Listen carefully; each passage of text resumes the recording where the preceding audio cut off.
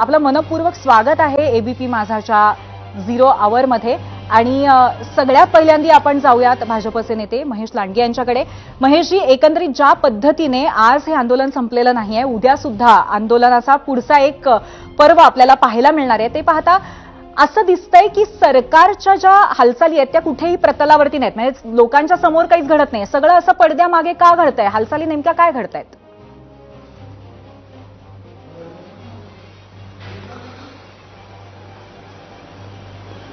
नमस्कार। कसं आहे, सरकार म्हणून जे पण काही जबाबदारी सरकारची आहे ते सरकार एकदम प्रामाणिकपणे त्या ठिकाणी करण्याच्या भूमिकेत आहे। एकंदरीत काय आहे, तर हा जो विषय आहे, या विषयाला कुठला राजकीय अँगल न देता पाहिलं पाहिजे आपण याच्याकडे। पहिलं महत्त्वाचं म्हणजे मागच्या 2014 पासून तर आतापर्यंत मुख्यमंत्री म्हणून देवेंद्रजी फडणवीस यांच्या नेतृत्वामध्ये जे जे काही देण्याचा प्रयत्न, मला बघा, मराठा जो काही आरक्षणाचा जो मुद्दा आहे, मी एक मराठा समाजात नाही, तो त्याच्याबद्दल मला सुद्धा तेवढीच आत्मीयता आहे। आदरणीय जरांगे दादांच्या माध्यमातून हा लढा उभं करणं सोपा नाही, हा फार मोठा लढा झाला, त्याला न्याय पण मिळाला पाहिजे। आणि तशा पद्धतीची पावलं आदरणीय देवेंद्रजींच्या माध्यमातून मागच्या 5-10 वर्षात आपण पाहतोय। मध्ये 2.5 वर्षात काय झालं, मला राजकारणात जायचं नाही, हा जो मुद्दा आहे हा माझ्यासाठी राजकारण म्हणून नाहीये, हा माझा मुद्दा, हा अस्मितेचा मुद्दा आहे।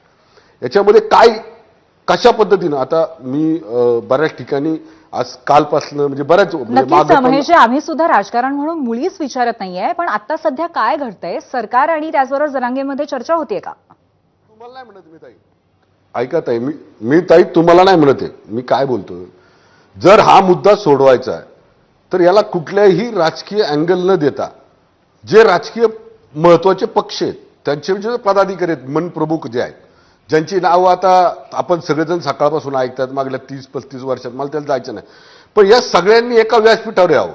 जसं आता मी बघा एबीपी माझावर आपल्याच इकडे पाहिलं, अनेक नेत्यांना तुम्ही विचारलं की ओबीसीतनं पाहिजे का मराठ्यांना सेपरेट पाहिजे, त्याच्यात कुणी स्पष्ट भूमिका दिली नाही, कुणी स्पष्ट भूमिका दिली नाही। हे पहा, हे राज्य चालवत असताना सामाजिक सलोखा जपणं हे सुद्धा मुख्यमंत्र्यांचं काम आहे। मुख्यमंत्र्यांनी आतापर्यंत, मी जर यादी तर तुम्हाला सगळ्यांना माहिती आहे, कुणाला मराठा समाजाला सारथीच्या माध्यमातून वेगवेगळ्या योजनांच्या माध्यमातून किती फायदा झाला असेल। अजून सुद्धा मराठा समाजाला शिक्षणामध्ये, नोकरीमध्ये आरक्षण मिळावं याच्यासाठी प्रयत्न करणारं शिष्टमंडळ किंवा त्या दृष्टीनं फक्त यासाठी राजकारण म्हणून नाही। म्हणजे तुम्हाला थोडंसं थांबवतेय, मी वीरेंद्र पवार यांच्याकडे जाते, जे मराठा क्रांती मोर्चाचे समन्वयक